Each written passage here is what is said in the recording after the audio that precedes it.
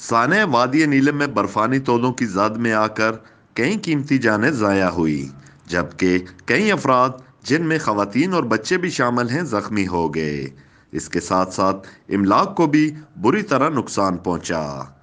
واقعے کے بعد پاک فوج اور ریسکیو ٹیمیں کارروائی میں مصروف عمل ہیں، جہاں باغ اور زخمیوں کو برف سے نکالا گیا۔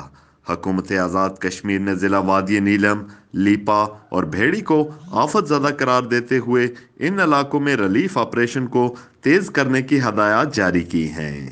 پاک فوج متاثرہ علاقوں میں متاثرین کے لیے اشیاء خوردونوش ادویات فراہم کر رہی ہیں، جبکہ زخمیوں کو سی ایم ایچ مظفر آباد اور راولپنڈی میں منتقل کر دیا گیا ہے، جبکہ رابطہ سڑکوں کی بحالی کا کام بھی جاری ہے۔ Report F S media, Azad Kashmir.